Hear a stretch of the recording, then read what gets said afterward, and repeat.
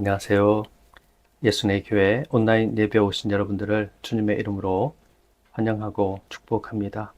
하나님께 올려드릴 시편 찬송은 시편 98편 1절 말씀입니다. 새 노래로 여호와께 찬송하라.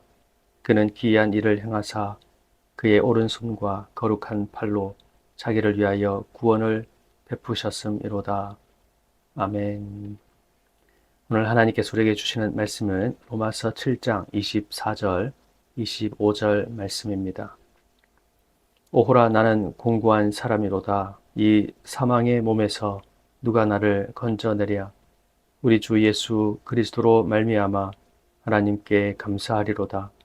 그런즉 내 자신이 마음으로는 하나님의 법을, 육신으로는 죄의 법을 섬기노라. 아멘. 로마서 7장 7절 말씀에 보면 사도 바울은 이렇게 고백하고 있습니다. 율법으로 말미암지 않고는 내가 죄를 알지 못하였으니.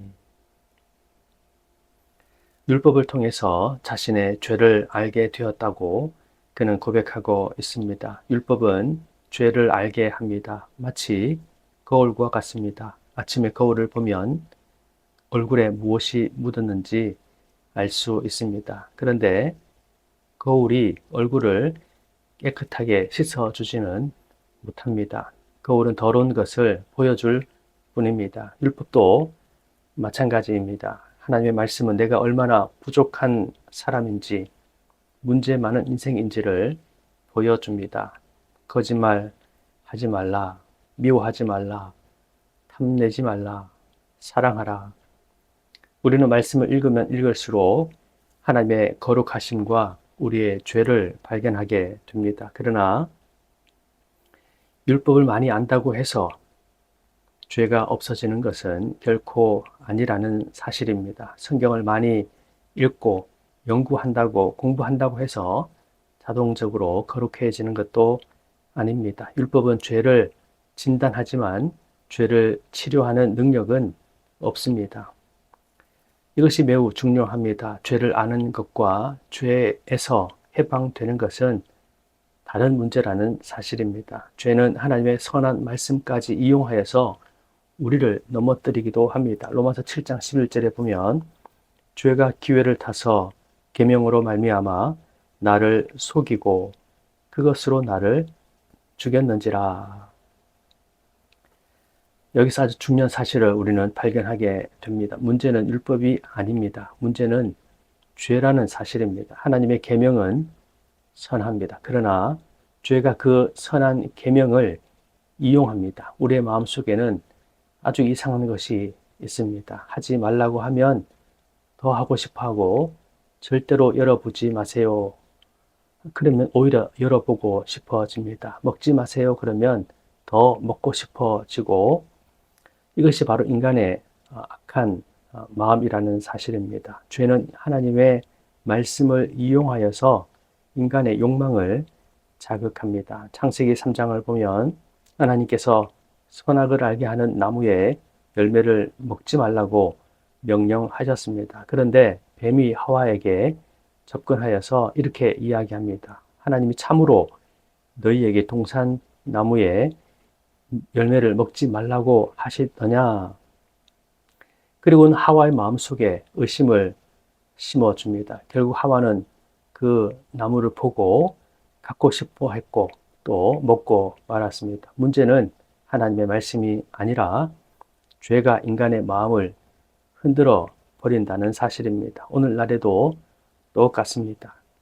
2026년에 들었으면서 인공지능 기술은 정말 빠르게 발전하고 있습니다. 한국도 AI 안전성과 오남용 문제를 중요하게 지금 다루고 있습니다. 올해 정부는 글로벌 AI 기업들과 안전보안 협력을 강화하고 있다고 발표하기도 했습니다. AI가 만들어내는 오정보나 악용 가능성도 중요한 사회적 문제가 되고 있습니다. 앞으로 어떤 문제가 생길지 큰 염려를 하는 경우도 적지 않아 있습니다.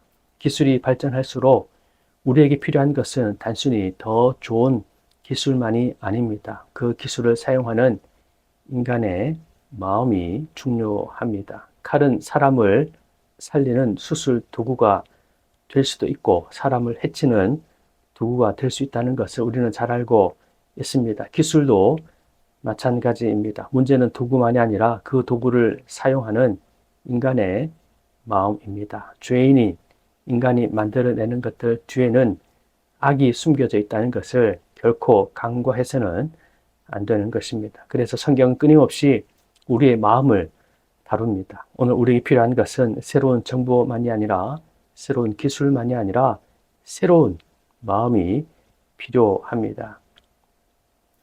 인간에게는 선을 원하는 마음과 죄를 행하는 현실 사이에서 깊은 싸움이 내적 갈등이 있습니다. 로마서 7장 18절 19절에 보면 이렇게 말씀합니다. 내 속 곧 내 육신에 선한 것이 거하지 아니하는 줄을 아노니.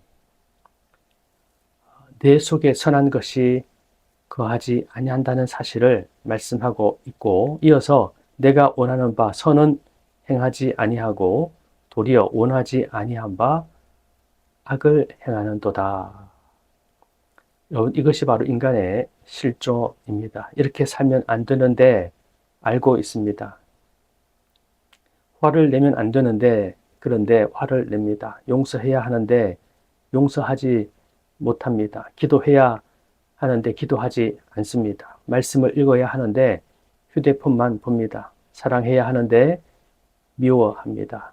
끊어야 하는데 끊지 못합니다. 이것이 바로 바울이 말하는 내적 싸움입니다. 여러분, 신앙생활 하면서 이런 싸움이 있다고 해서 이상한 것이 아닙니다. 오히려 자신의 죄를 깨닫고 괴로워한다는 것은 내가 죄에 대해서 무감각하지 않다는 증거이기도 합니다. 베드로는 예수님을 사랑했습니다. 그는 이렇게 고백합니다. 주여, 내가 주와 함께 죽을지언정 주를 부인하지 않겠습니다. 내가 주와 함께 죽을지언정 주를 부인하지 않겠습니다. 그는 작심하고 결단하고 이와 같은 고백을 했습니다. 그의 진심이었습니다. 그런데 얼마 지나지 않아서 그는 예수님을 3번이나 모른다고 부인했고 저주까지 하고 말았습니다. 나는 그 사람을 알지 못합니다. 이 고백 또한 베드로의 진심이었습니다. 마음으로는 예수님을 사랑했지만 두려움 앞에서 그는 무너져 버리고 말았습니다. 이것이 인간입니다. 우리도 베드로와 별반 다르지 않습니다. 그래서 자기 자신을 너무 믿으면 안 됩니다. 나는 절대로 그러지 않을 것이다. 좋은 결심이기도 하지만 결코 이와 같은 결심이 그의 인생을 인도해 가지 않는다는 것입니다. 우리는 우리의 결심으로 구원받은 것이 아닙니다. 우리는 하나님의 전적인 은혜로 구원받은 사람들입니다. 우리에게는 하나님의 은혜가 절대적으로 필요합니다.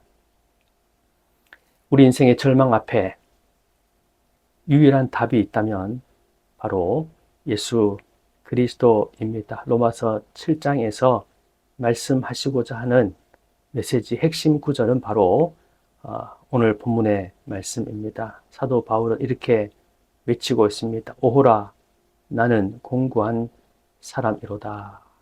이 사망의 몸에서 누가 나를 건져내랴. 이것이 인간의 마지막 결론입니까? 바울의 마지막 결론입니까? 그렇지 않습니다. 바울은 이어서 이렇게 외치고 있습니다. 우리 주 예수 그리스도로 말미암아 하나님께 감사하리로다. 우리 주 예수 그리스도로 말미암아 하나님께 감사하리로다. 바울은 자기 자신을 바라보다가 절망했습니다. 율법을 바라보았고 죄와 싸워보기도 했습니다. 자기의 의지를 사용해 보기도 했습니다. 그런데 그가 원하는 바를 이룰 수가 없었습니다. 거룩함에 이룰 수가 없었습니다. 그래서 마지막에 어디를 바라보았습니까? 바로 예수 그리스도를 바라봅니다. 여기에 복음이 있습니다. 여러분, 우리의 문제는 내가 왜 이렇게 약할까에만 있지 않습니다. 더 깊은 문제는 내가 나 자신을 구원하려는 것입니다. 우리는 자꾸 이렇게 생각합니다. 이번에는 내가 잘 해보겠습니다. 다시는 죄를 짓지 않겠습니다. 내 힘으로 이겨보겠습니다. 물론 결단해야 합니다. 기도해야 하고 말씀도 읽고 또 죄도 끊어야 합니다. 그러나 그 모든 것의 출발점은 내 능력이 아닙니다. 바로 예수 그리스도이어야 한다는 사실입니다. 베드로가 다시 일어선 이유가 무엇입니까? 베드로는 예수님을 부인하고 그는 절망의 나락으로 떨어졌지만 예수님을 세 번이나 부인한 베드로 인생은 실패했지만 그러나 예수님은 베드로를 버리지 않으셨다는 사실입니다. 부활하신 예수님께서 갈릴리 바닷가에서 베드로를 다시 찾아오셨습니다. 그리고 베드로에게 물으셨습니다. 내가 나를 사랑하느냐? 예수님께서 베드로에게 다시 기회를 주셨습니다. 주님의 은혜가 베드로에게 임하게 된 것입니다. 베드로가 자신의 힘으로 다시 일어선 것이 아닙니다. 주님의 은혜가 베드로를 다시 일으켜 세워 주신 것입니다. 그러므로 여러분, 실패가 실패했다고 끝난 것이 아닙니다. 넘어졌다고 끝난 것도 아닙니다. 죄를 지었다고 하나님께서 우리를 포기하신 것도 아닙니다. 우리에게 지금 필요한 것은 바로 우리의 생명 되신, 우리의 죄를 친히 다 담당하시고 십자가에 달려 죽으시고 부활하신 예수 그리스도, 이 복음으로 다시 돌아가면 우리에게 하나님께서 열어주시는 새로운 길, 새로운 마음, 새로운 삶이 있다는 사실을 기억해야 하는 것입니다. 길이 바로 여기에 있습니다. 길을 잃은 우리 인생, 하나님께서 우리에게 예수 그리스도 안에서 복된 길, 새로운 길, 영원한 길을, 생명의 길을 열어주셨습니다. 기도하겠습니다. 하나님 아버지, 감사합니다. 찬송합니다. 죄 가운데서 방황하며 유리하며 갈팡질팡하며 살아가는 우리 인생입니다. 이 사망의 몸에서 누가 나를 건져내랴, 이것이 바로 우리 인간의 외침이고 또 우리의 고민입니다. 주님, 우리에게 은혜 주셔서 예수 그리스도 안에서 인생의 길을 알게 하시고 답을 알게 하시니 감사합니다. 방황을 그치고 이제는 우리의 길 되신, 우리의 참 생명 되신 예수 그리스도를 믿고 바라보고 살아가는 삶이 되게 하여 주시옵소서. 그리하여서 하나님께서 우리에게 베풀어 주신 이 은혜를 깊이 체험하고 누리며 또 이 복음의 진리를 증거하며 살아가는 축복의 인생이 될 수 있도록 주님 역사하여 주시옵소서. 날마다 주와 동행하는 인생이 되게 하시고 주의 은혜 가운데 거하는 삶이 되게 하시고 주의 성령께서 인도하시고 이끌어 가시는 복된 인생이 될 수 있도록 우리의 발걸음을 지키시고 인도하여 주시옵소서. 하나님 아버지, 온 세계 열방 가운데 하나님의 뜻이 이루어지게 하시고 우리나라와 민족 위에, 한국 교회 위에 주님 역사하여 주셔서 하나님의 선하신 뜻이 이루어지게 하시고 우리 모두의 삶 가운데도 주님의 선하신 뜻이 이루어지며 예수 그리스도를 믿고 바라보고 살아가는 복된 인생이 되게 하여 주옵소서. 이제는 우리 구주 예수 그리스도의 크신 은혜와 하나님 아버지의 놀라우신 사랑과 성령의 교통하시며 역사하시며 충만하심이 예수의 교회 모든 구독자들과 함께 예배하는 모든 주의 백성들 위에 이제로부터 영원토록 함께 하옵시기를 간절히 축원하옵나이다. 아멘.